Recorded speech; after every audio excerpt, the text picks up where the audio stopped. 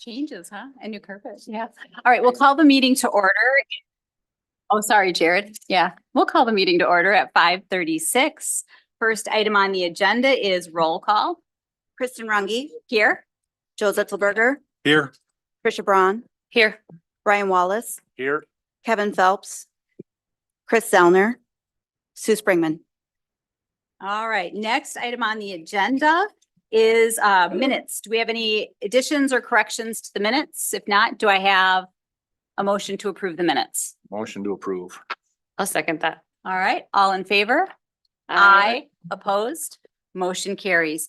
Next item on the agenda is public comment. And before we start, I see a lot of t-shirts from Northridge. So before we begin going through, is there anybody here that is prepared to make a comment that's not on the agenda for Northridge? No? Okay, everyone that's did a comment sheet is making a comment for Northridge. All right, let's go with the first few. First person up then is, and what I'll do is I'll call the first few. I don't think we're going to have time for everybody in the audience to comment tonight. So let's take the first few and then we'll weigh in with the audience after that. First person up, Nicole Green.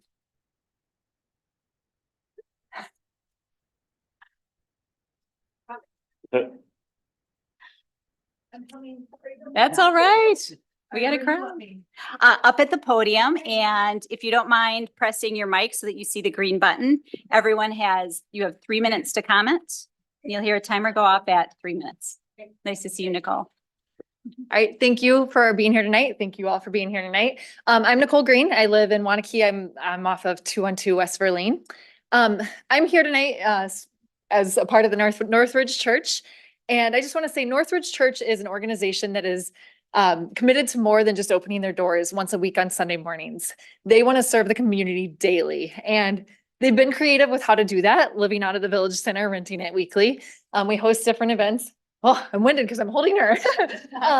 We host different events like Play in the Park throughout the summer where we bring in food, ice cream trucks, kids, everybody throughout the community is welcome, free of charge, to come and just enjoy each other, build relationships and things like that. We do something annually in the winter, same thing. We rent out space in the Village Center where we can congregate as a community free of charge, bounce houses, different things like that people can come in and enjoy.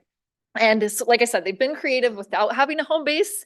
If we had a place to call home, we'd be able to exponentially grow in how we can serve the Waunakee community in the surrounding areas. And they'd have the ability to open their doors daily and allow people to come in, congregate, get to know each other, and again, develop that deeper community feel throughout Waunakee. And so I'm asking you today as the board to vote yes to rezoning the property that they're seeking to call home so that Northridge Church can serve the community at a higher level and develop a deeper foundation in our community. Thank you. Thank you, Nicole. All right, next up, Asher Torbeck.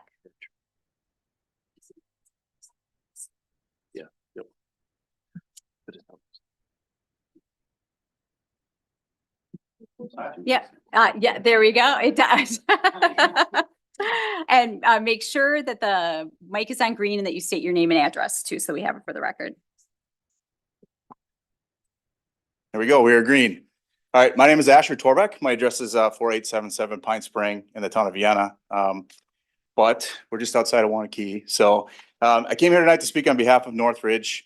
So we moved to Waunakee about 10 years ago from Sun Prairie. When we moved over here, we were looking for a home for a church, and we tried out every other church in Waunakee, and they have some great congregations here. And honestly, we were a little bit reserved because the congregation here met in a village center, and it was a little bit turned off by that. Like, that's kind of weird. It seems a little strange. But we gave it a shot and immediately fell in love with the church and the people there. Everybody is very, very welcoming and inviting. Pastor Brent was very, very impactful on us and my family, bringing them there. We've been attending there ever since. And the fact that we can now have access to a possibility of getting a building, I think opens up the people like myself that were in my family, where we were a little bit apprehensive to try it out because it was in a village center. It was a little strange, but having the building that would help give us the opportunity to bring more people in an impact.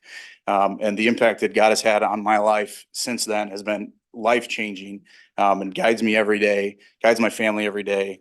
And I think one of the most impactful things for me personally is last week, my son asked for a cross necklace, because we've been going there since he was a baby. So, all right.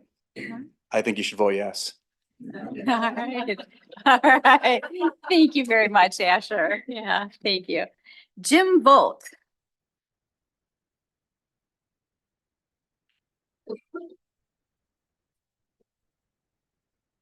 Trying to randomly draw from the pile now, so.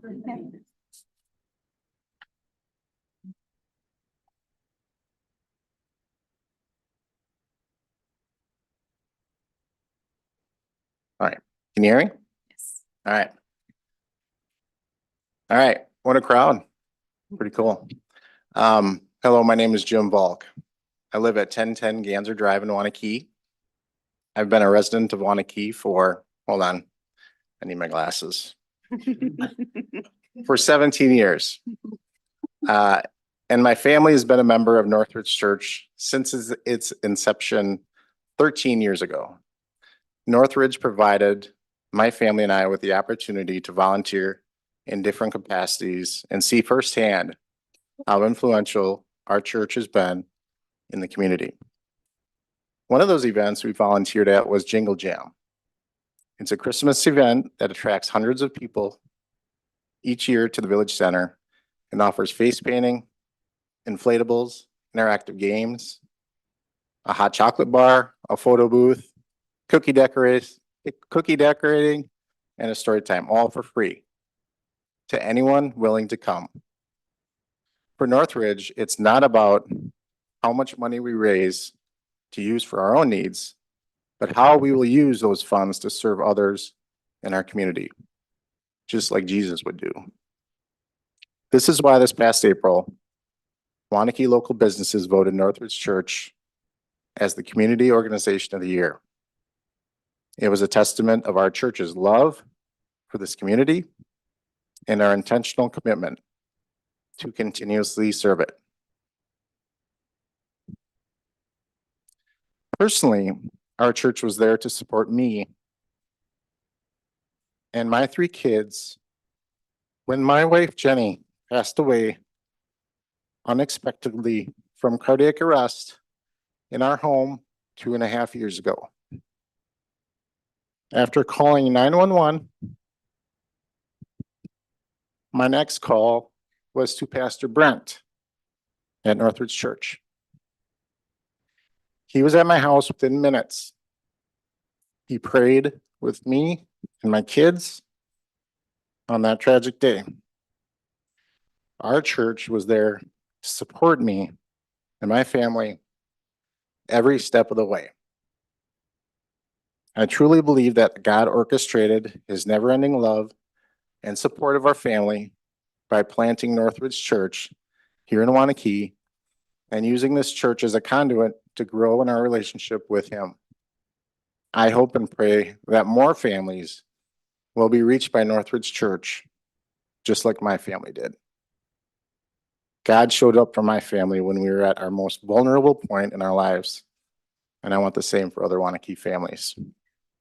I emphatically request with all my heart, with my family's heart, and in memory of my late wife, Jenny, that the Planning Commission approve changing the zoning to institutional use. I truly believe the future of Waunakee families depend on it. Thank you, Jim. Thank you very much. Elliot Kosmicki, all right. I can't believe you're making me follow Jim. Unbelievable. My name is Elliot Kosmicki. I live with my family at 800 Turnberry Drive over in 6 Mile Creek. We've lived in Waunakee for 8 years and have attended Northridge Church in some capacity since 2017. I'm going to skip a lot of this. A lot of the people I've already covered a lot of this. People have talked about a lot of things that you do see with Northridge Church, how they're involved. I want to just mention a couple things of maybe what you don't see. Northridge is a place of refuge for single moms and dads in the community. We have groups that I've been a part of that walk around the community praying over public buildings, including this one and including our schools, for the protection and guidance of our kids. It's a place where kids come on Sunday nights for some peace, fun, and for some of them, the only place they can come without judgment. The ripple effect that Northridge has had on this town can't be measured. As you know, we're currently in a temporary location at the Village Center. And with the new building, the space it provides, the impact that it can have on the community can only grow. So behind all the technicalities of zoning rules, I know the commission has a goal of preserving our community's character and quality. And with your recommendation tonight, you'll take a step towards that goal by helping keep Northridge in Waunakee. Thank you. Thank you very much. Jim Hankowitz.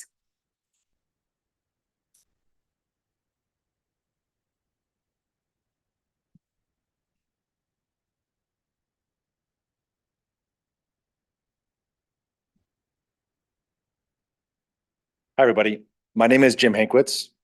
I live at 800 Victor Lane in Waunakee. I lived in Waunakee for 8 years and I'm here to express my support regarding the rezoning proposal for Northridge. I've been a member of Northridge Church for 7 years and have served on several different committees and currently a member of the Northridge Advisory Board. Northridge Church's core purpose is to live full of life.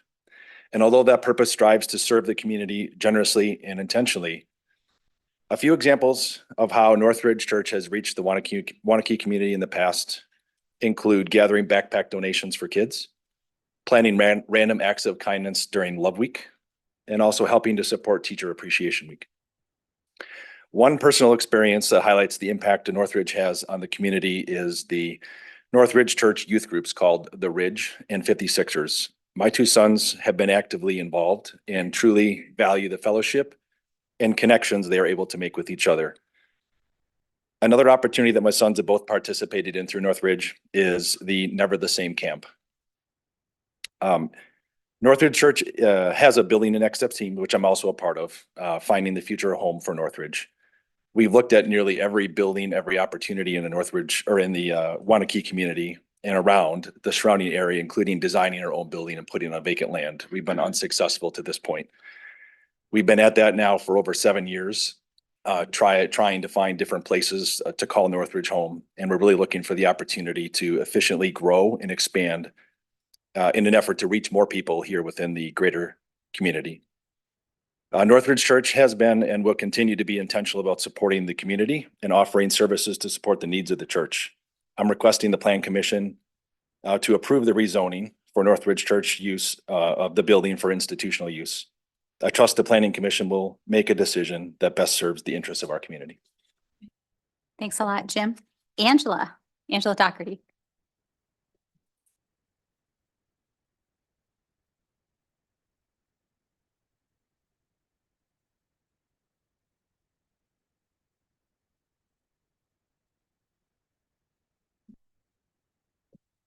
Sorry.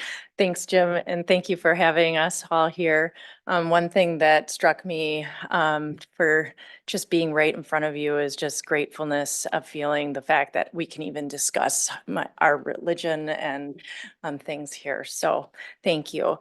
And thanks for the opportunity. And I'm Angela Doherty at 1107 Bluebird Trail.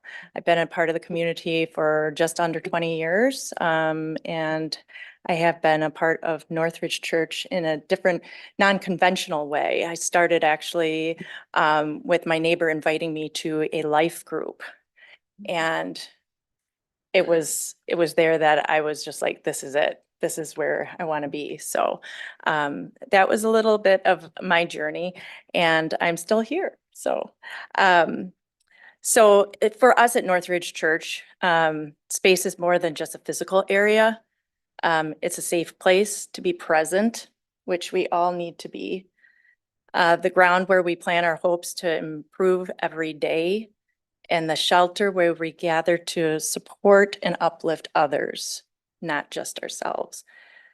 For over 10 years, plus, Northridge Church has been open and giving back to the Waunakee community in so many ways, as you could hear from so many other people. We're committed to reinvesting in Waunakee, in our village and its people, spreading love, compassion, and the sense of belonging. Our current space can no longer accommodate our growth. We have outgrown it, not just in numbers, but in their mission and community engagement needs. We need a larger space to continue nurturing our faith, supporting one another, and reaching out to others. And church, my friends, that's a building, but what's inside that building is community. And we need that space to keep flourishing our community base. Rezoning this building will not just give us more space, it will enable us to expand our impact and continue our mission of spreading kindness, love, and support within the community. It's an investment in Waunakee's future and ensuring Northridge remains a place where anyone can find peace, support, and belonging. Thank you for considering the positive impact that this rezoning will have on our community. And together we can ensure that Northridge continues to beacon of hope and love for years to come. Thank you. Thank you, Angela. I am sensing a trend here. So can I have a show of hands for people who are here to advocate for the zoning change for Northridge Church? All right. All right. Thank you very much. We're about halfway through the comments. So if it's all right, Brian, do we have the ability to say that we have duly noted the strong support for it and move on from this particular group of comments? I would say the strong support is definitely noted. I mean, if somebody really feels like they have, I mean, we have public comment. If somebody really wants to speak, they have the right to do it. At the same time, I think it'd be beneficial if somebody was going to speak again if they said something a little bit different, because I think the Plan Commission and the board members, when they watch this, have all seen this. The other thing I would say is this will be from a procedural standpoint, it comes to the Plan Commission, a recommendation is made. There is a statutory public hearing before the village board when this rezoning request comes. So you also will have another opportunity to speak at that time too. So if anybody else, raise your hand if you've submitted a comment and would like to still come forward. Not, I'm assuming we'll see some of you at the public hearing when it comes up. All right. I want to thank you all very much for taking the time to come down. This is an impressive show of support. And I think we've heard you loud and clear. Anybody else in the audience have something that they would like to make a comment on aside from the item pertaining to Northridge? All right. Seeing nothing else, do we have anyone online? If you're online and you'd like to make a comment, please raise your hand. All right, seeing no raised hands, we will move on from public comment. Again, thank you very much. And Joe, I think you have a motion that you would like to make regarding the order of the agenda. Yes, I'd like to move to take item 4 out of order. All right, and put it Put it first. first. All right. Second that. All right, any discussion on the motion? Seeing none, all in favor? Aye, opposed? Motion carries. First item on the agenda then, the former item number 4 is discuss, and it's now item number 1. Discuss and take action on a request by Northridge Church to amend the existing Waunakee Business Park General Development Plan to allow institutional uses as a conditional use in Phase 2A of the business park. And this is an item for recommendation to the village board. And so Lauren, are you presenting this?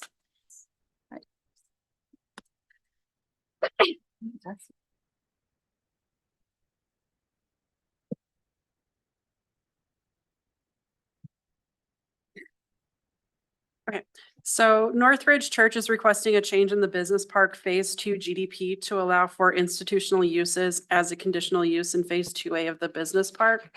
There is a really fun topo map in the packet, but we also have this one that Attorney Kleinmeyer provided to us earlier today. Thank you very much for this.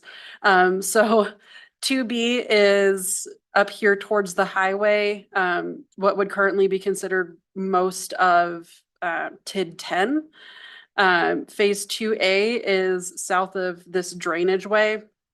And we're talking about this lot down here, lot 27 or 1071 Unique Drive. Northridge Church is in the due diligence phase of potentially purchasing this property, which is into phase 2A of the business park. And this change to the GDP would be the first step in the process to apply for a CUP and hopefully get approved for a site plan. But phase 2A does not include institutional uses as either a permitted or conditional use. 2B does, as a reference to conditional uses allowed in O2 office district. They've submitted site plans that affect the layout of the parking lot to provide parking spaces for the proposed use, but aren't materially altering the exterior of the building. A lot of the work that they would be doing would be interior to the building.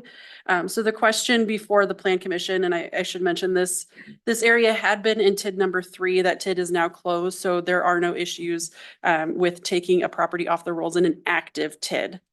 TID was used to help create this property though. So the question before the Plan Commission is whether there's sufficient reason to allow for such a change in use to phase 2A of the business park, which would affect all of 2A, not just this particular parcel. It would set a precedent for more institutional uses. It places a limitation on the number of available spaces for already permitted and conditional uses. But I would mention that it's not uncommon for especially larger congregational churches to be located in business and industrial parks. All right, so let's open it up to questions for the Plan Commission. So, I'm sorry. Can I just, go ahead. Yes. can I just point something? So you have the general development plan for the business park in front of you, and that, as the map shows, essentially we have permitted and conditional uses in phase 2B, which is closer to the highway, and then permitted and conditional uses in phase 2A. For example, both 2A and 2B have as permitted uses the permitted uses in the O1, O2, and O3 office districts, except that no residential uses shall be permitted. So to that extent, 2B and 2A are already similar. If you are inclined to move in the direction of recommending a change to the general development plan of the village board, I think one approach would be, if you see, and as Lauren has already pointed out, conditional uses in 2A include uses allowed as a conditional use in the O1, O2, and O3 office districts. I'm sorry, that's in 2B. I apologize. So that's closer to the highway.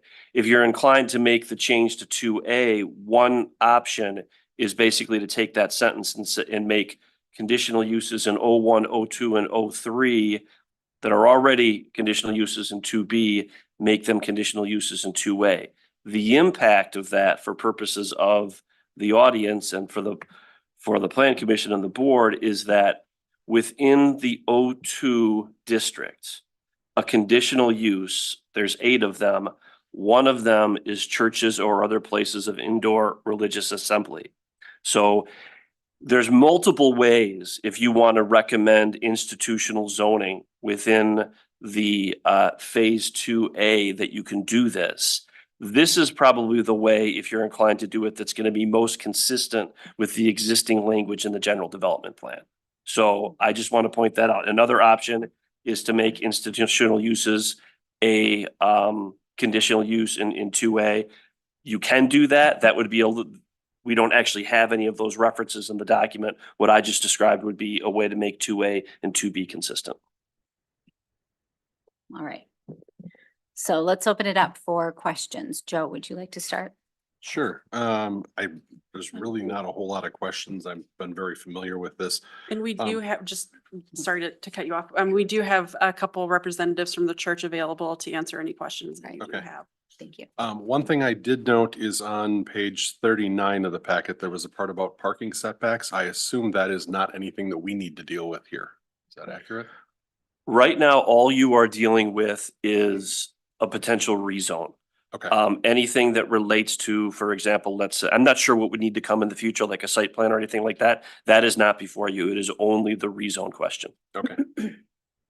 I think that's really the only question I've got. Okay. All right. Brian. Would it be all right if Brian could elaborate on this conditional use possibility, just because of the fact that this would impact the entire business park?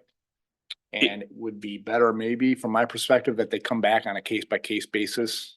You know, if some other lot or building 10 years from now wants to do something, if we went to a CUP, that's specific to this piece of property, right? Well, it would be, so if you may, and again, you have some flexibility on the recommendation that you're gonna make, but if you were to say, we're gonna make 2A a little bit more consistent with 2B. And so we're gonna say within 2A, which then would cover the red lot down there, we're gonna say that conditional uses in the O1, O2, and O3 office districts can be conditional uses in 2B. The impact of that would be, for purposes of this, then if that zoning change is approved by the village board, then in all likelihood, very quickly, we would get a conditional use permit application from the church that would say, okay, now, I just want to make sure I say it. Churches or other places of indoor religious assembly are now conditional uses within phase 2A. And so then we would go through the conditional use permit process. And for example, parking, which I think Joe mentioned initially, that's part of what you can consider as it relates to conditional uses. I mean, among other, and I mean, you guys, you've been through it before. I mean, we deal with a lot of issues on conditional uses. Parking is one of them. Well, so if that was the approach, okay, what are our other options?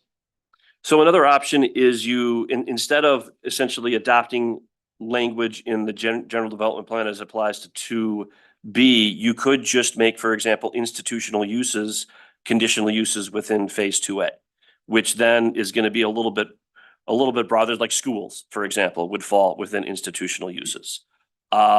I think no matter what you do, the recommendation from staff is to make it a conditional use as opposed to a permitted use.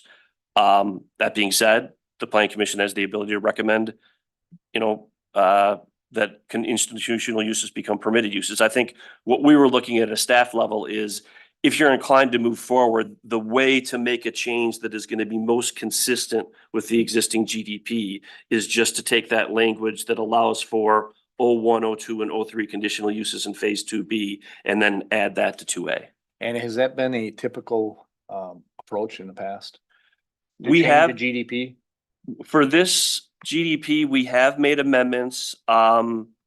We haven't, I mean, one of the changes that we made was for phase 2A, we added a conditional use, a very specific conditional use, and that was a daycare center for dogs in 2A.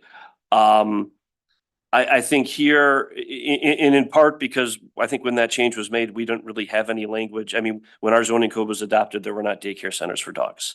And so that's why we added the more specific language. Here we have, let's say, a more historical use where it may make more sense to revert back to our existing, code language or GDP as opposed to something new like we did with the daycare. And I would gather then the approach here is because of phase 2B already having certain standards or certain conditions put on it, that by adopting them here we're not way off base here on doing something. Again, yeah, I think what we would do, we would be doing the least damage to an existing general development plan.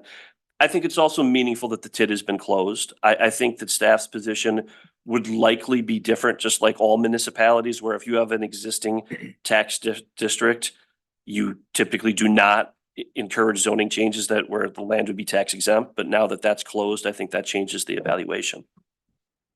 Thank you. Trisha. I can understand why that was written the way it was originally, without knowing what kind of uses were going to be surrounding it, having a heavy industrial next to a church or an institution. Not ideal, but given the way that the park has developed, I think in general, I'm supportive of changing the language to allow it as a conditional use. My question, I don't know if it's for Brian or Lauren, this is still setting a precedence regardless of where it is and is not allowed. But where else in the community in non-residential areas are churches or institutionals not allowed at this time? Do we have other areas that would be either impacted by this or Well, be looking at? the only area of the village that would be impacted if you make a change to this general development plan is phase 2A and on the map. No other land within the village would be impacted by your change. I don't know the answers to the other questions though, of kind of where assemblies are associated in relation to other zoning districts. Sue? What other than churches and schools are under institutional use? Let me try to find, Because what we're talking about is changing it to institutional use, so it would encompass all of those. well, I mean, that's one of your options is to change it to make G1 institutional district as as conditional uses here. I mean, You could just say churches. well, I don't think that you can do that. What I think you can do is take the language from 2B that I was talking about, where O1, O2, and O3 are conditional uses in 2B, and make those conditional uses in O1, O2, and O3 conditional uses in 2A. That would effectively cover the request here, because in the O2 zoning district, conditional uses include what I had said before, which is churches and other assemblies. When you look at permitted uses within the G1 district, there are 19 of them.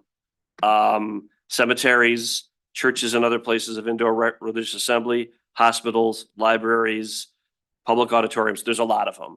And then when you go down to the conditional uses, there's even more, including like archery and shooting ranges, which I'm not sure if you want those in the business park, although if they're indoor, it probably wouldn't matter. Golf courses, you know, and so again, you have the ability if you want to. I guess the issue with the institutional zoning district is if you're gonna recommend that, we're gonna have to work a little bit more on it, because you may not, you know, churches and other places of indoor religious assembly are permitted uses in the industrial district. And if the thought process is, we're inclined to allow this type of institutional use within the business park, but we do want to have a little additional authority over it as part of the conditional use permit process.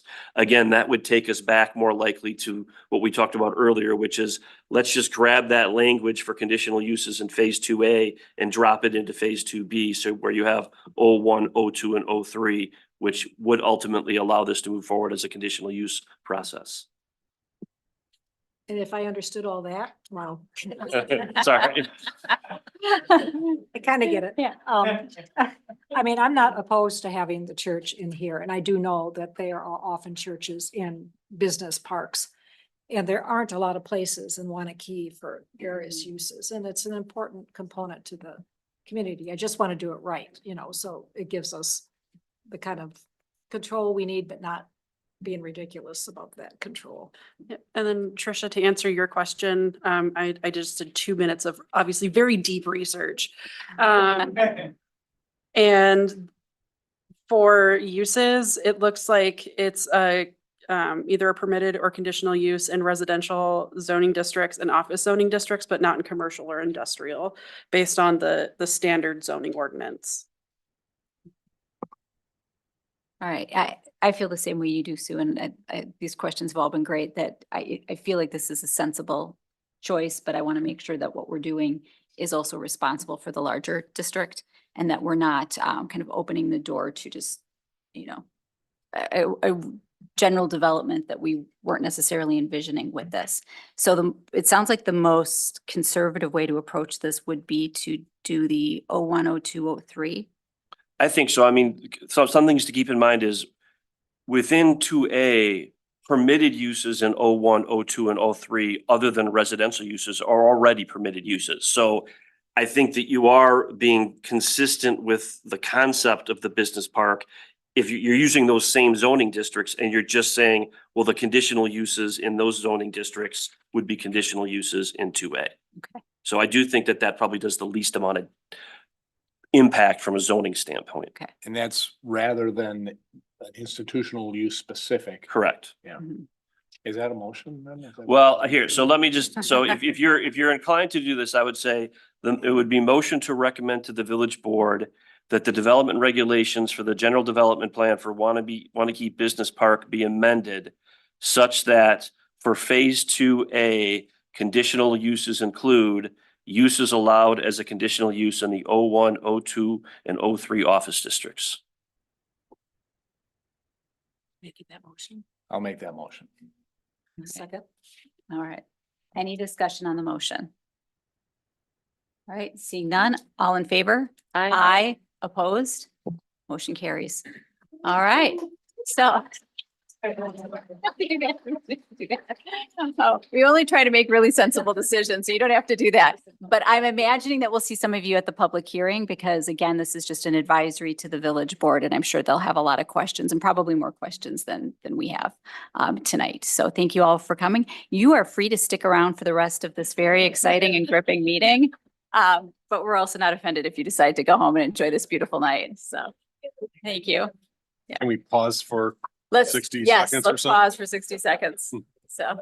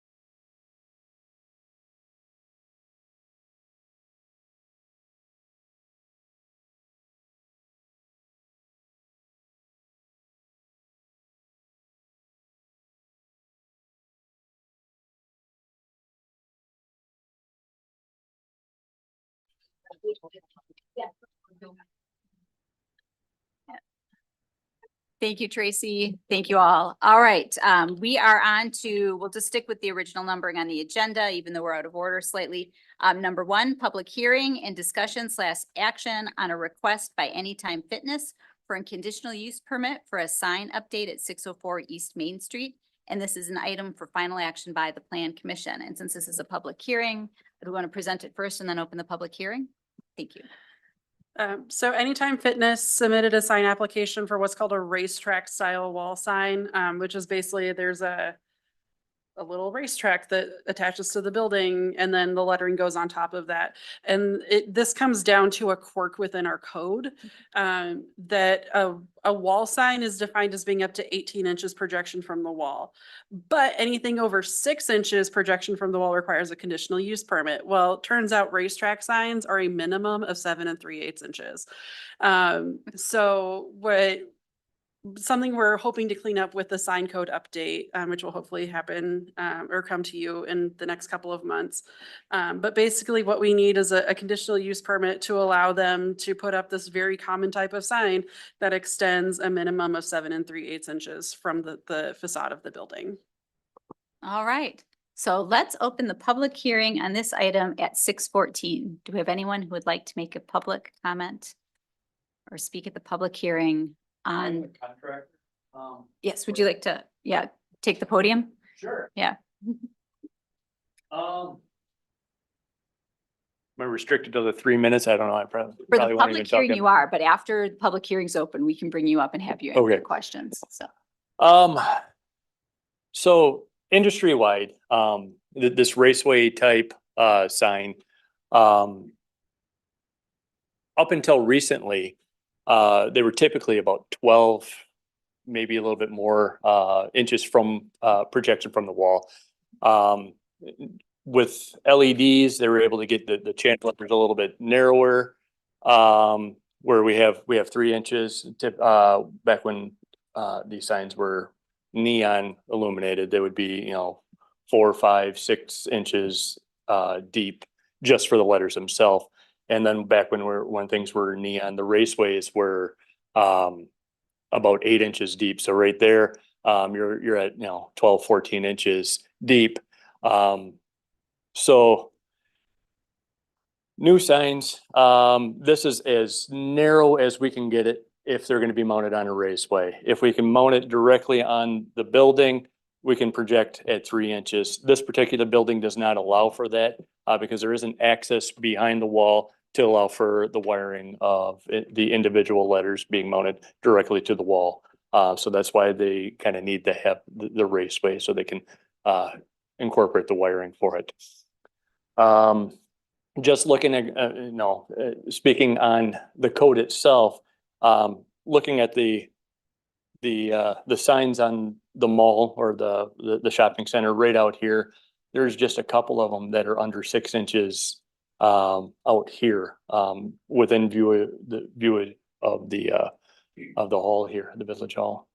So it may be worth looking at the sign code and maybe, I don't know, breaking it up to 8 inches, 10 inches, 12 inches, something that's more acceptable with the industry standard. All right, thank you.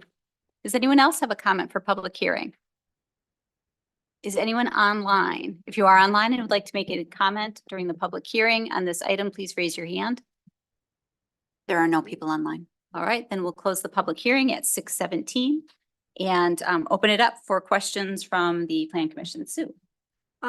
It's very typical to do raceways nowadays as somebody who manages buildings. We don't like all those holes in our buildings with the individual signs, because when a business leaves, you gotta patch them and probably redo the whole surface. So raceways are a good way to go. My only question is, I like to see the raceway, the color of the face of the building, so that it fades into that and you don't see it as much. That's what we do, yeah. Okay, it just looked like it was a lighter color here. And wait, can I have you go up to the podium? Yeah, that's all right. Yeah. So you will do that. Okay. Yes, yeah. And then it has to be this, What's that? it has to be this wide here. Height wise, it'd be about 6 inches, but projecting from the wall, it can't be any more than 4 inches. Okay. Yeah. all right. Those are my questions. Thanks, Sue. Brian, I have no questions. Trisha, Joe. Let's see, it looks like page 8 here. It talks about the existing sign being roughly 10 inches. I assume that we had some sort of an approval for that back in the day. I do not know the answer to that I hate question. to assume, but I guess I don't know that that's necessarily pertinent to this, but I was just curious whether that had gone through the same process. I would assume so. Not that was able to find, but I also did not look. Okay. Well, I looked in the places where I knew to look, but there are some places where I don't know to look that did not get checked. Of course. The only other question I'd have, this is listed as 7 3/8 inches from the wall. Does that already include any margin of error, or should we be, approving to 7 3/4 or something? Now, if you're gonna be ticky tacky, I mean, there might be some hardware that sticks behind it. It might be, bring it out like another 1/4 of an inch or so, but yeah, not like Yeah. inches, but yeah. Yeah. All right. Any other questions? No? I do. Okay, I do have. that's all right. Just to make sure though, that there's really 2 issues. One is voted on here tonight is whether we do a conditional use permit. Right, versus looking at our sign standard, which we've already been through that process, but looks like we might have another item to hit on that. Is that fair to say? I think that's fair to say. I think that is, yeah. All right. Does anyone have a motion that they would like to make? I'll move to approve the conditional use permit for Anytime Fitness at 604 East Main Street for a sign that extends 7 3/8 inch from the wall. All right, do we have a second? I'll second. All right, any discussion on the motion? Seeing none, all in favor? Aye. Opposed? Motion carries. Thanks. Next item on the agenda, public hearing and discussion / action on a request by Secure Storage Waunakee to amend the existing conditional use permit to allow self-storage and U-Haul rentals at 1030 William Street. And this is an item for final action by the Plan Commission. And Lauren, would you like to present? Yep. So this is a little bit of housekeeping from the site plan that we had at the last meeting, where Plan Commission approved a site plan for the proposed building number 3.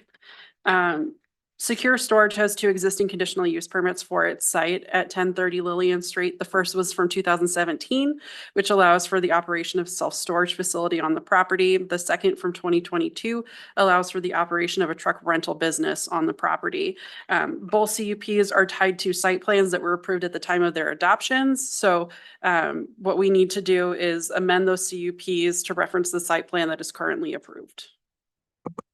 All right. And do we have anyone here from Secure Storage that would like to, go ahead, Brian? And I Sorry. was just gonna say, those two CUPs start on page 26 of your packet. 26 and 27 is the the CUP for storage facility. The start on page 28 is for the truck rental. I mean, I do think one of the things that you have to contemplate as part of this process is when probably not so much for the mini storage, but when you look at the conditions that are associated with the truck rental, and in particular, I'm looking at pages 28 and 29 where we talk about storage on the interior of the building and they have to be screened and parking spots on the outside. I mean, in order to approve the CUP, you have to have a comfort level that, assuming you still want these conditions to be in place, that the site plan, the amended or the updated site plan that's going to be approved is going to do that. And so you, as part of this process, you may want to ask the applicant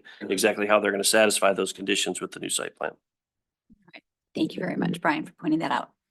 All right, we will open the public hearing then at 6:22 PM. If anybody here who would like to speak on the request by Secure Storage to amend the existing CUP to allow self-storage in U-Haul. Do we have anyone online that would like to speak on it? All right, second and last call. All right, we'll close the public hearing at 6:22 PM and we'll begin with questions. Tricia. No, I'm just actually, based on Brian's comments and where the trucks have been now, just trying to see if maybe we do want to address that question specifically or have the owner kind of describe to us where the trucks will be, if that's okay with you. Absolutely. Okay. Hello, Art here from Secure Storage. Nice. Is there any questions that you have? So I think if you could just describe to us based on what is already in the existing conditional use permit where the trucks were to be stored on the interior of the building with the new construction that's going in where the trucks are currently being stored. So just wondering with the new configuration where that would. Stored right in this area right now. Where there's Right. building. The proposed area is right here. So then will there be screening from the freeway of the trucks then on the back side of the property? We have proposed fence. Okay, And I think the main part with the screening was when we were looking at the building to the south here. And we were speaking about the screening for that, which we never went forward with that part of it. okay. Do you know, and Lauren, is the lot behind them developable? I mean, is that something that we'll have issues with or to deal with? From my understanding, there's no lot front or no street front. Between them and the freeway, that's not developable? No, yeah, because this would be, because that back part, I believe, would be between like the open space right now, just is the view of the highway. Good question. What about when Frank H. goes through? There is a lot, that part of a lot, there's an open space back there, but that's a conservancy area, which can't be built in. I'm gonna have Tracy share a map really quick. Okay, thank you.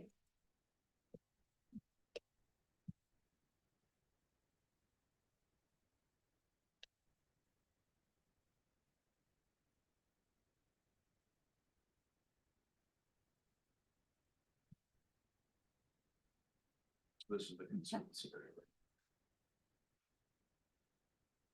Okay, and where on that, can you point out where the trucks are stored now, and where they will be stored? Right now, this is the proposed building 3 Well, right you here. definitely have the two lots We're behind it. proposing to park them along this side.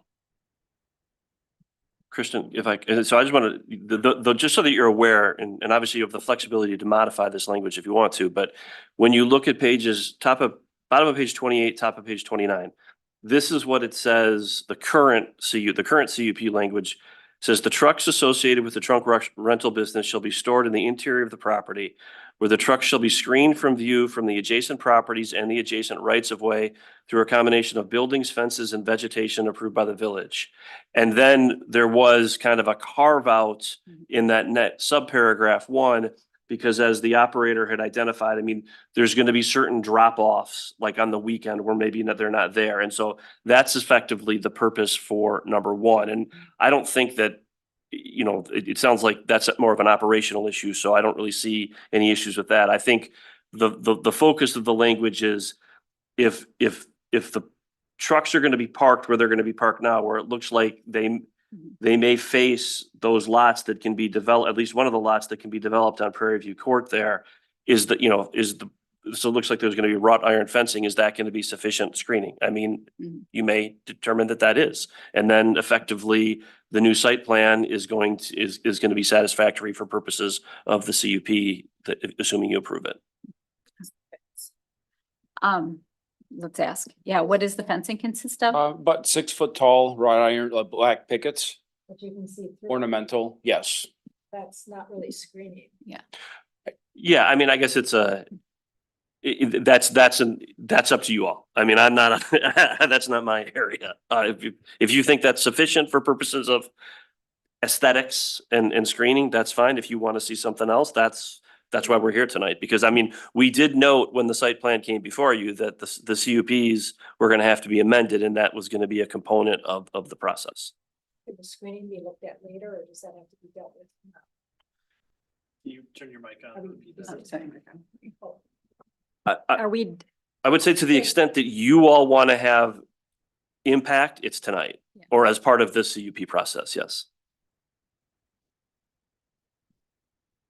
All right, so Tricia?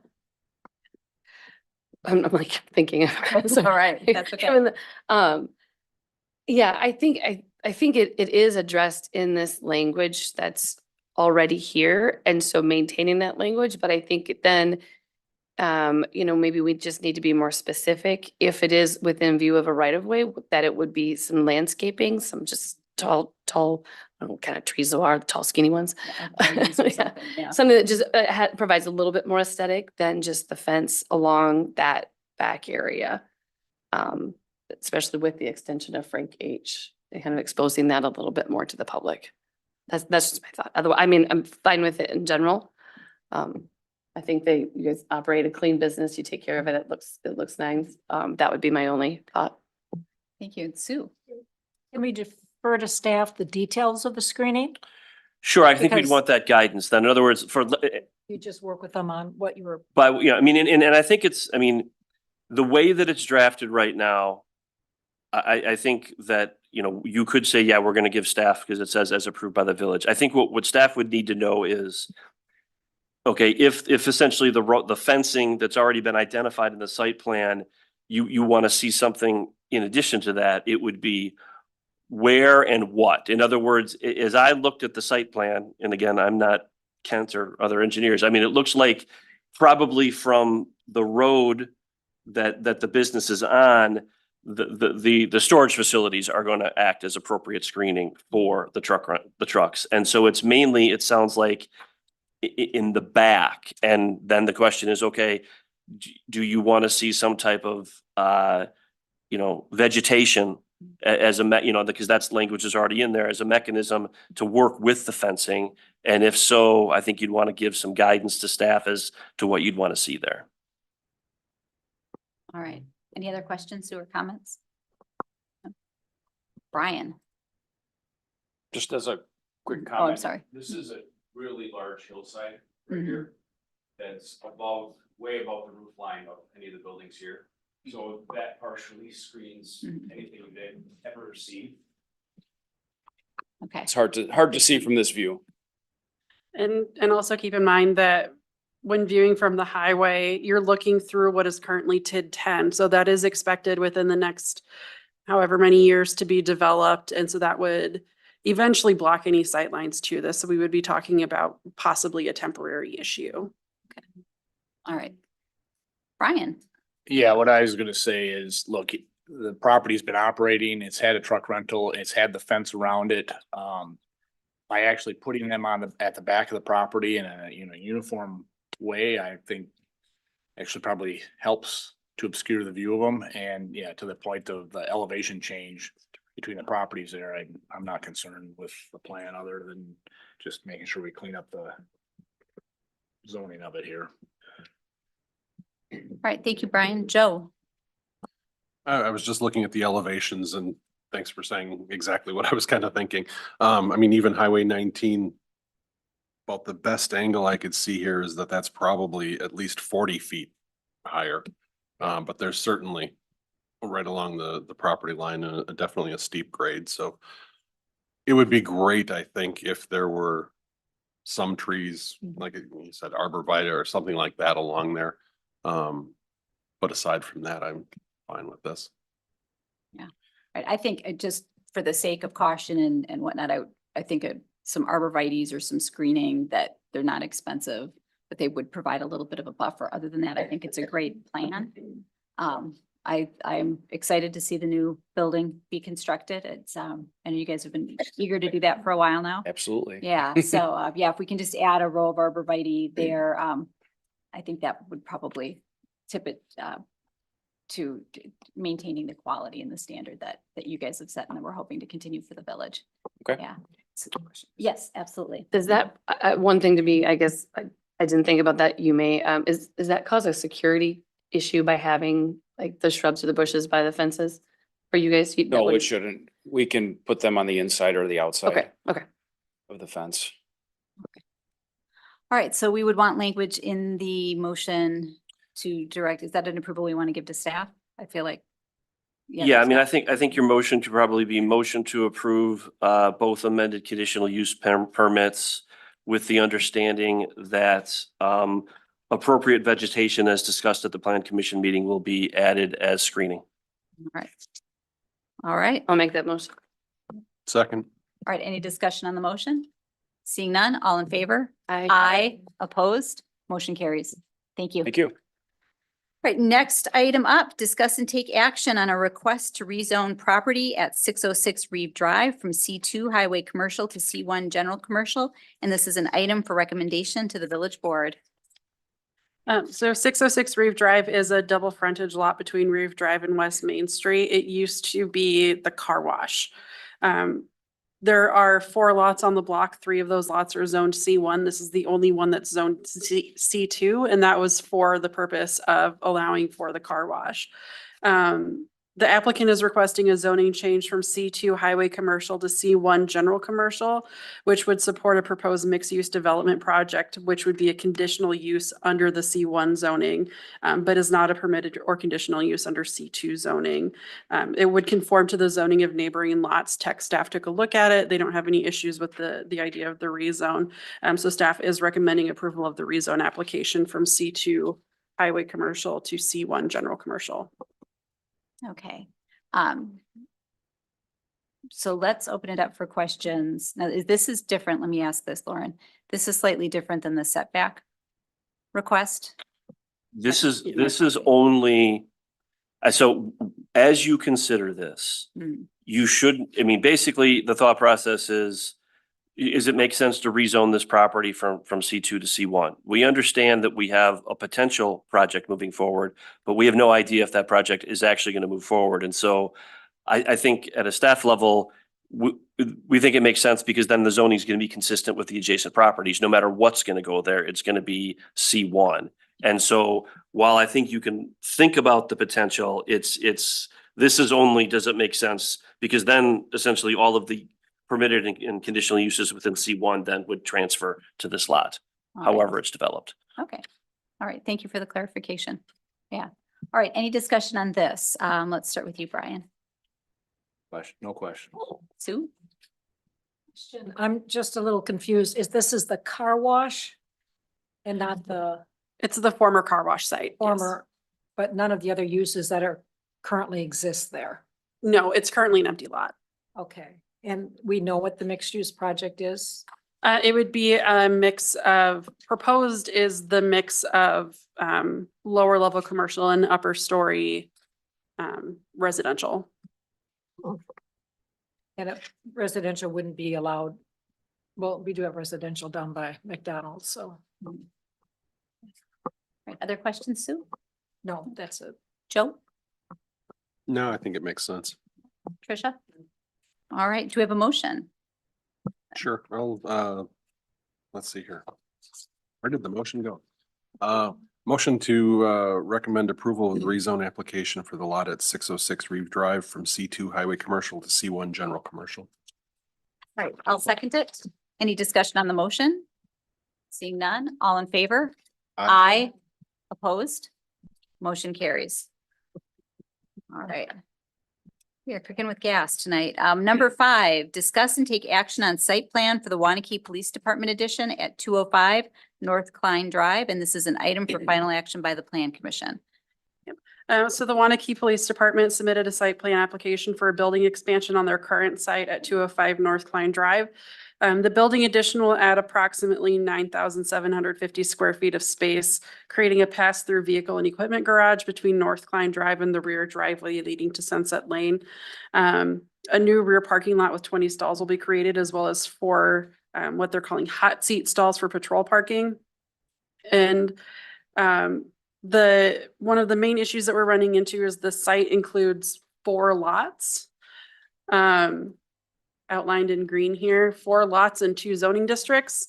So it's not included as part of this application, but one of the conditions we would, if you choose to approve this tonight, one of the conditions we would like to add is that they do a CSM to combine lots and a rezone application to rezone to G1 institutional.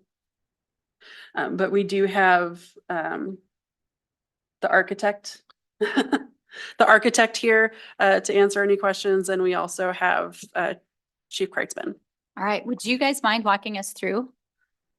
Yeah.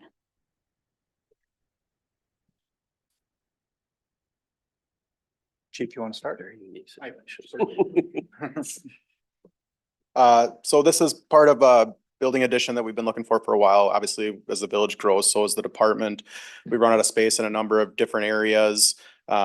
Specific ones that stick out are our garage, our evidence room, office space for growth. Some of which is just building layout and making it a better layout and accessible. You know, our training room is being moved to a more accessible place by the public so that everybody doesn't have to walk through the secure portion of the building. But really the biggest parts had to do with the garage space for our vehicles and our evidence room space, as again, it grows. So we asked, John did a building study for us. We came up with the addition that you guys see here and looking for approval to go to bid, correct? Yeah. Am I missing anything? All right, John, do you mind walking us through? Sure. I think for some people, particularly those online, this might be. John Wallenkamp, 10505 Corporate Drive, Pleasant Prairie, Wisconsin. The yellow that you see up here today is the existing footprint, and the red is the proposed addition. So as Chief mentioned, primarily you'll see the gray and yellow cars. That's, you can see primarily the right-hand side is garage area for garage interior parking for the fleet. The far right of that is for evidence storage. The top middle red is the training area, which currently right now, as Chief mentioned, is you got to walk through the entire facility to get to it. So the goal is to make that more of a quick access direct from the public from the west elevation.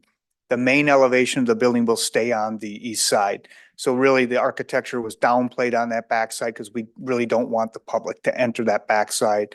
The primary entrance will still be on the east side. Currently, right now, there is no on-site stormwater control management that will be implemented in the plan in addition to the west parking lot. So other than that, there's a small little parking lot in the front that will be reconditioned and landscape all the way around the building. Interior remodel 100%, mechanical, electrical, and really the exterior elevation. I don't know if you have that available.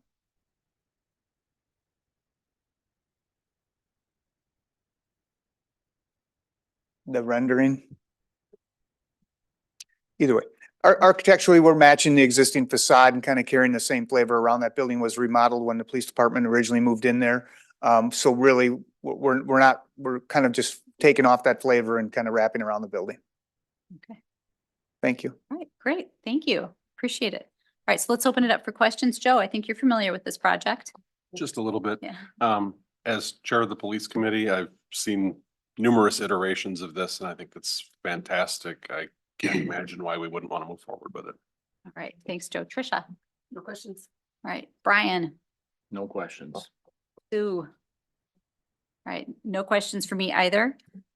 Joe, would you like to make the motion? I shall, move to approve the site plan conditioned upon approval of a CSM to combine lots and rezone application to come before the plan commission and village board. And, let's see, the dedication of a utility easement and conformance with technical staff comments to the satisfaction of the community development director. All right, Second. any discussion on the I motion? can have it. Everyone was going to second. All right, seeing no discussion, all those in favor? Aye. Opposed? Item carries. All right, thank you very much. Appreciate it. And next item on the agenda, discuss and take action on a site plan for the Waunakee School District Office remodel and parking lot alteration at 905 Bethel Circle. And this is an item for final action by the Plan Commission. Yep, so the Waunakee School District submitted a site plan for additional parking at their district offices in the business park. The proportion of additional stalls suggests a need for an upgrade to all existing parking lot fixtures with a photometric plan that we need to have approved by Strand. It's something that has not been provided yet, but was part of the technical staff comments, as well as screening for dumpsters, which has is one change that we have up on the screen here from what you have. They sent this to us today. That the dumpsters had been located on a sidewalk, and to make sure that there was proper ADA access around the building on the sidewalk from all parking spots to the front of the building. They took out a couple of parking spaces over here in this corner down here. I think that's if I'm trying to figure out where my north arrow is, in the southwest corner. They've moved the dumpsters over here to account for that accessible walkway.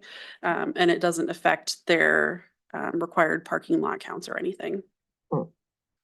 But staff is recommending approval of it conditioned upon conformance with technical staff comments.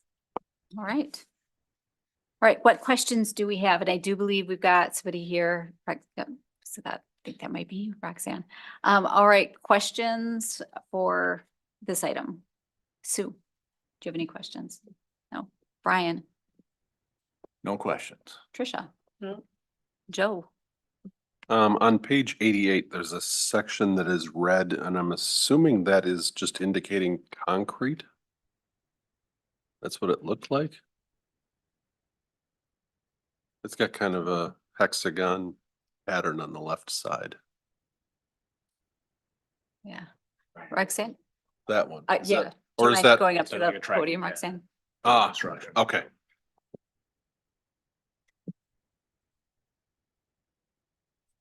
Oh, your internet clumped out. Yeah. Here we go. Okay, that's a temporary construction entrance. Okay. Ah. Okay.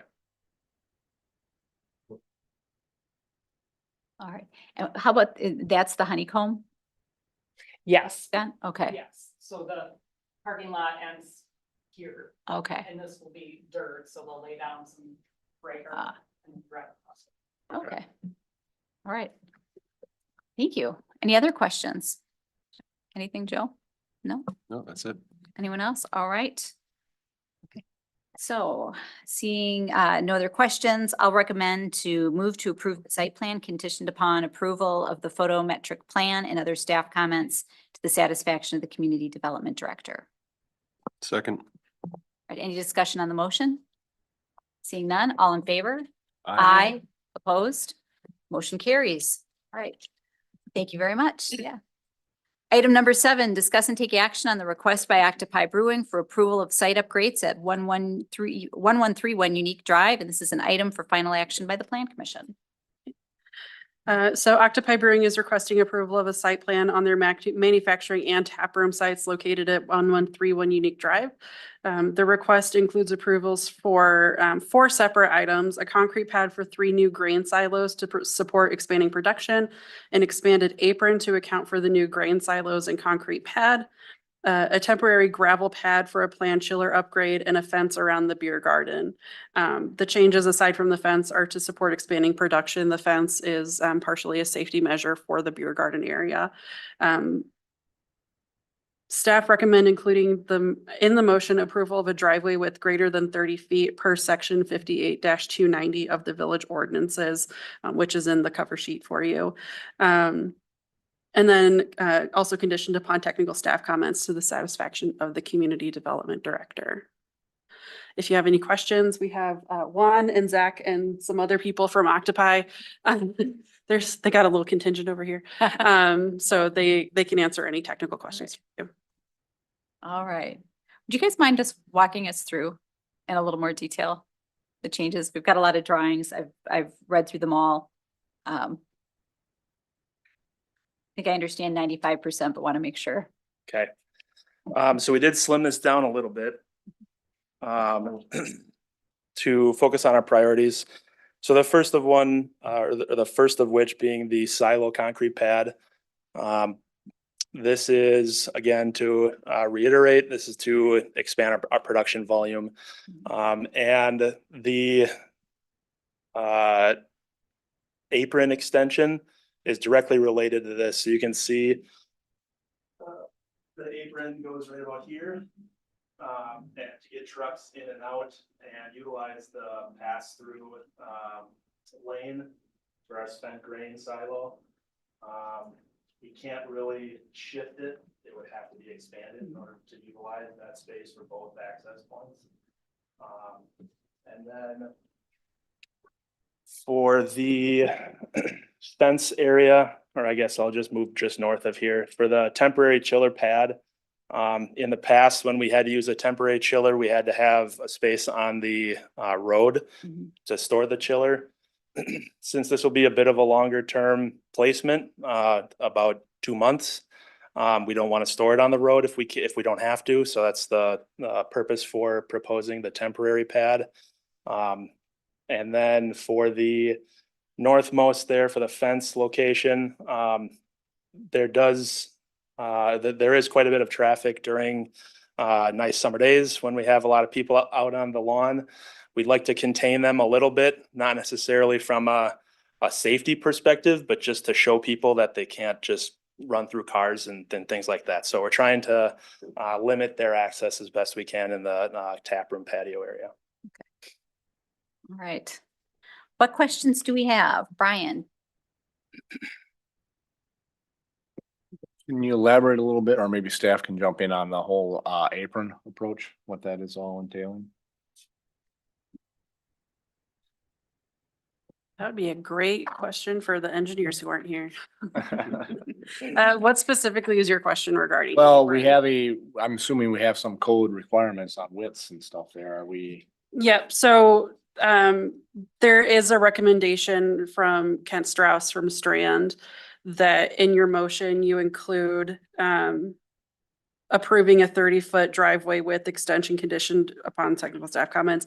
But that's in relation to section 58-290 of the village code, which is in the cover sheet, that says no part of a private driveway located blah, blah, blah will have a width greater than 30 feet measured at right angles, all that kind of fun stuff. Lots of engineering talk. And I am not an engineer. But to be able to do a width greater than 30 feet, we would need you to grant the exception to that. Without Kent being here, my gut tells me that the reason he's saying to do this is because it's a public safety issue. Would be the reason. Normally, you would not, you'd stay with your normal rules.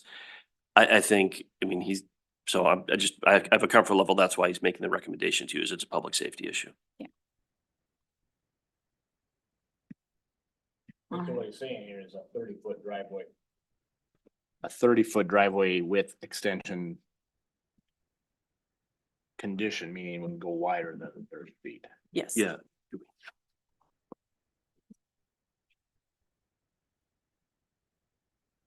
Oh, you guys want 60 feet? Correct. Okay, so I would, 60 feet. Isn't there 2 driveways there already? Correct. And one of them would be 60 and the other one would still be probably at 30? Correct. So part of it has to do with, I believe, semi-turning radii, that semis coming in won't be able to make the turn, especially with those new grain silos. And so the expanded apron allows for them to make that change. Yeah, in order to minimize any on-street maneuvers from trucks, we try to do that inside of our truck lot. Excuse me. And in order to do that, if we're gonna place the silos in that location, that minimizes the amount of space we have available in that area from a turning radius perspective. So in order to protect that, we need to increase the size of that apron to allow trucks access to that turning area. So just looking at the plan here though, with the location of those grains silos, is that what you call them? Yep. Being right in line with the existing driveway, do you need that existing driveway or the entirety of it? 'Cause Yes. what's gonna go around that if it's a semi? I don't know if you have like a actual Do you satellite wanna- view. Yeah, I can. So on the east side of the building, we have another pull through driveway for tanker trucks, or not tanker trucks, I'm sorry, for semis to receive spent grain. And in order to access that driveway, we really can't move that side of the apron to allow them to gain access to that pull through.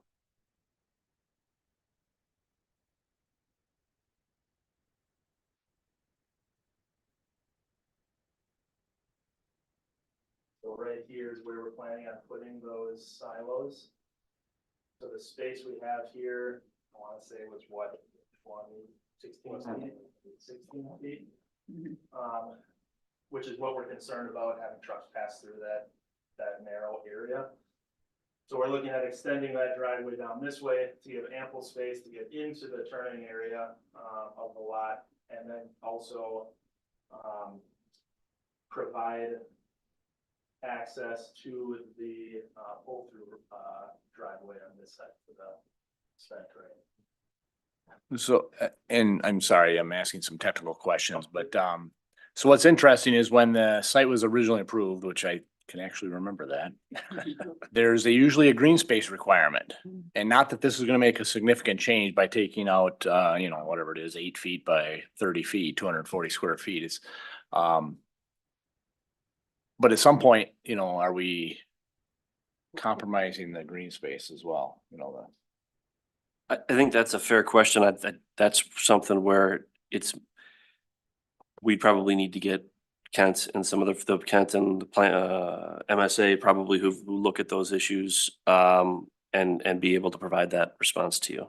And Yeah, so, I mean, it may not be even an issue, right? But, it is a large site. There's a lot of pavement and roof and stuff like that. And you get into environmental infiltrations and stuff like that. There's a reason plans are designed a certain way. And when we start taking away things, it has an impact. absolutely. And I mean, on topic of what you said, but a little bit different topic. If you look at page 99 of the packet, it looks like either Lauren or Kent did ask some questions regarding the driveway issue. That's the bottom bullet. And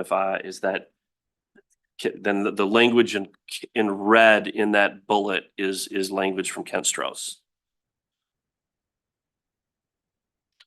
So the concerns about the width of the driveway definitely was on the minds of village staff as they reviewed it, but you can read, he advises that it appears to be okay.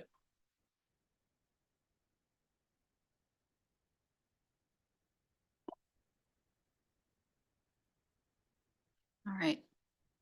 Other comments, Brian? Yeah, Sue.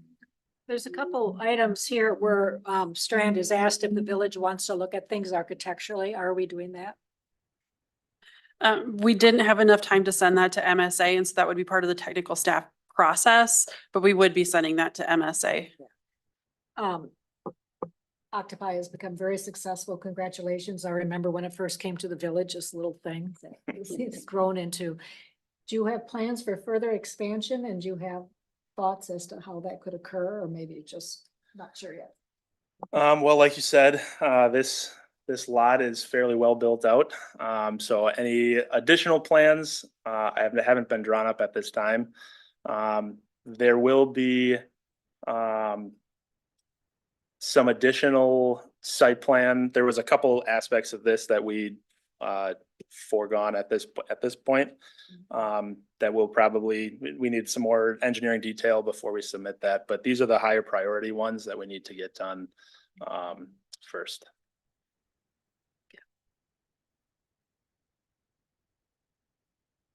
Anything else, Sue? Tricia? I guess my question was similar to Sue's in that in the approvals that are recommended approvals that you're seeking, the pads for the silos are included in there, but not the silos themselves. Is that a separate review process? Or is that then allowed just by nature? I don't know that generally we've done architectural review on silos themselves, but this was just the nature of our tech staff process. They had about a week to make all of these updates that our technical staff had come up with. And so we didn't have time to also get that to MSA. We gave Kent about a 12-hour turnaround to get comments to us. So if you'd like architectural review on the silos, we can ask MSA for that specifically. It was not so much of a concern. There's already some there, so I'm assuming it's aligned with what the existing, I was more of a process question, I guess.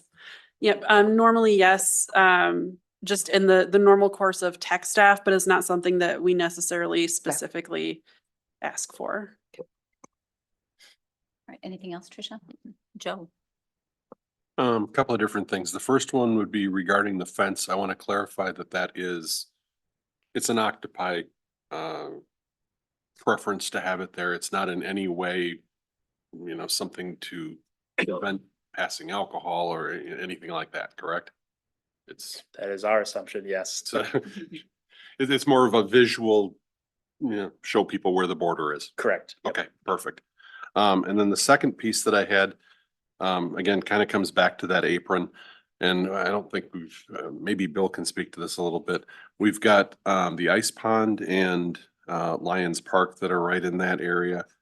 I'm assuming that changing that would not really have any impact on any traffic to those facilities.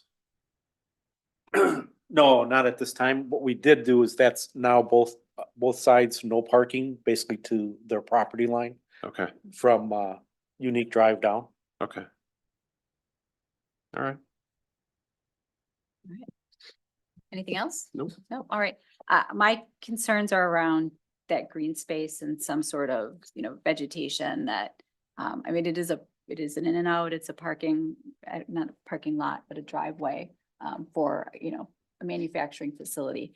But, as we are kind of like reducing the green space, it really visually in that section of the street does make a big impact to kind of what the experience is for residents that are coming to their neighborhood and leaving their neighborhood there. So about how much are we gonna have, like just looking at this, how much are we gonna have for planting? Or grass or whatever it is that we're putting in there? So this would come, so this is 30 feet right now, would go right to about. Okay. Okay, and how wide is that strip there? Is that just our standard curb to? Okay. Do you know? That's not 8 feet. I think it's probably, yeah. I'd say 4 on average, let's say. Okay. Okay, so we're really like looking at, that's just curb and driveway. Correct. Okay. Is there a way around that where we can still get trucks safely in and out of the building or in and out of the facility? On a site visit, they had talked about, right now trucks just kind of drive over the grass and it's not also visually appealing. Yeah. So really the way around that would be kind of trucks driving on grass or putting in some kind of temporary pavement instead of a full new apron. Okay. Okay. That's my primary concern. I think we do have to get things in and out safely and you've got to be able to do your business. I wish there were some trees there or some bushes that we weren't running over or just something to soften up that particular section. But maybe that's not possible. You have the ability, if you want to require some type of greenery within the grass that's gonna be left. I mean, this is a site plan and this definitely falls within your purview. Well, a crazy thought Mhm. is, and I bring this up purely because like you look at some of the roundabouts, they'll use colored concrete Mhm. in the, or behind the curb. And all it is, you know, it has to be that way for semis to get through, but otherwise it's actually somewhat appealing to look at rather than just gray concrete, right? And I know that area there, yeah, it's a mess, right? You got so much going on there that little piece of land, you know, that little piece of grass is probably much more mud than grass. You know, what if it was, even if the approach was like a colored concrete, and I'm not talking about dollars, I just, you know, just visually looking at it, that whole thing was like a colored concrete or something, which would, Mhm. you know, is functional, but yet has a appearance to it that's not mud or gray concrete, so. Break it up a little bit. Yeah, go ahead, Bill. Were you gonna, oh no, I'm sorry. All right. So like a lot of vegetation is just probably not gonna be possible. But I would like to, well, go ahead, Joe. Yeah. I was just, I'm wondering, and you probably can't put a lot of vegetation on this lot, but could there be vegetation placed across the street that would say, have some of that same softening effect? I mean, obviously that would be on Mhm. the ice pond or, you know, or the parks, but is that, Yeah. is that feasible? You know, I don't know what the grade or anything is there, but I do know we've been talking about some trees in there. We'd have to work with the ice pond, obviously, and what could be put on that particular lot, but I know in the park that's there, Lions Park there, we're actually looking at putting some of our trees that we have in our bare root there, for the parks this fall. Plus there was a whole row of arborvitaes that was planted out there, we sent out there, between the park and the condos. Okay. Okay, was that recent? Yes, it was Okay. like 3 weeks ago. Okay, I haven't driven by yet, Yeah. so I look forward to seeing that. That, maybe that's one solution is we can just have some softening. I mean, I love Octopi. I am frequently there on a Friday or a Saturday. But it is feeling like it is what it is, a manufacturing facility in the back and more. So if we can have some way of maybe kind of bridging that, that would be great. That's not necessarily on your side of the street. I get that. Colored concrete might be great or something to break that up as well. So, yeah. So is that something we refer to staff to approve or I'm looking at you, Brian, for But we- refer what? if we wanted a little more visual interest there? I think that we would probably need a little bit more guidance. Guidance, that, yeah. So, all right. I mean, so right now, essentially, we have a site plan that doesn't have the landscaping or coloring that you're looking for, is what I'm hearing. I mean, I go back to, at some point in time in the past, you know, something was approved for, I mean, to Brian's comment, at some point in time in the past, something was approved for this property where a certain level of green space was required. Mhm.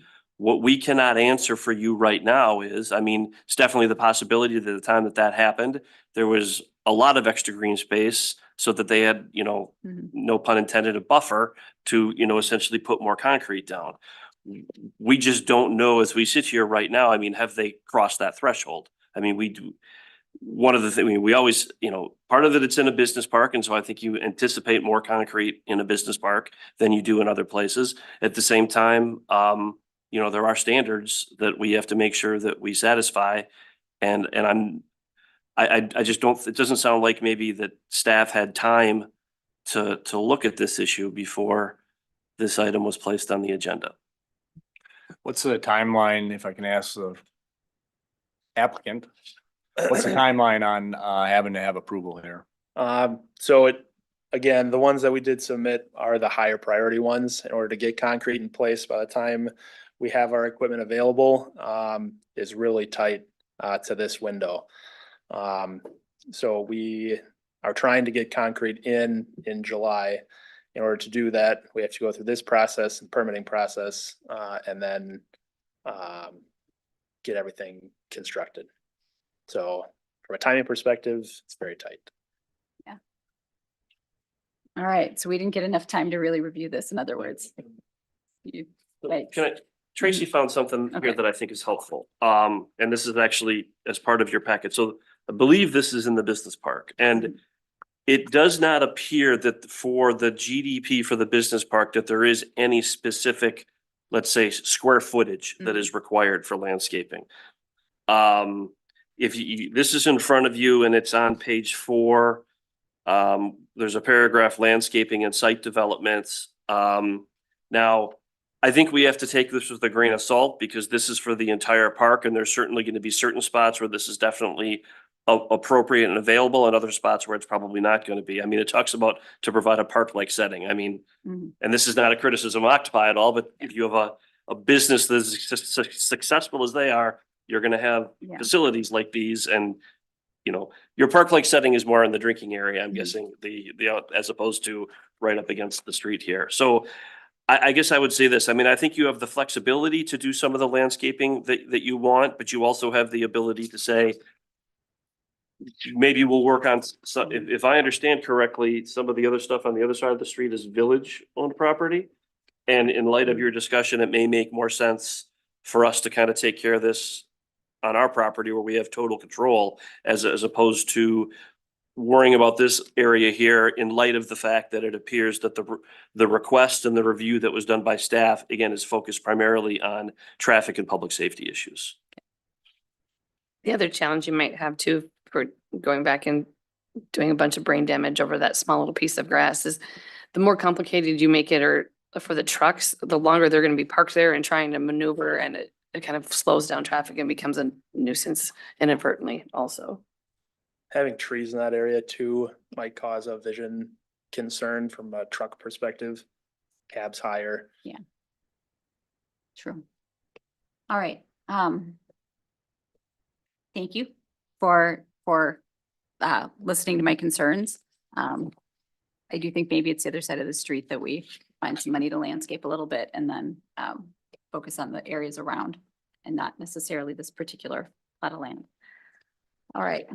Other concerns or questions? Yeah, I'm curious.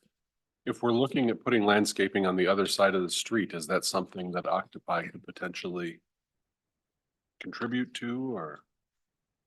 Yes. All right. Thank you. Thank you. Thank you. All right. Other questions or comments? No? Seeing none? Do we have a motion? I can make a motion. Recommend to approve the site plan and 30-foot driveway with extension conditioned upon technical staff comments to the satisfaction of the community development director. Second. Any discussion on the motion? Seeing none, all in favor? Aye. Aye. Opposed? Motion carries. All right. Thank you very much. Next item on the agenda would be Plan Commission update, and we have no Plan Commission meeting or Joint Plan Commission. There is no Joint Plan Commission meeting this month. All right, our next meeting is scheduled for June, well, this is June 11th. Our next meeting is scheduled, I assume, for July 11th, 2024. July 8th. All right. Oh, June 11th was tomorrow. Never mind. With that, do we have any final motions? Move to adjourn. All right, all in favor? Aye. Opposed? Aye. Mo- I'm a little late on So Brian's gonna stay behind tonight. All right, thank you guys. At least he didn't abstain. All right.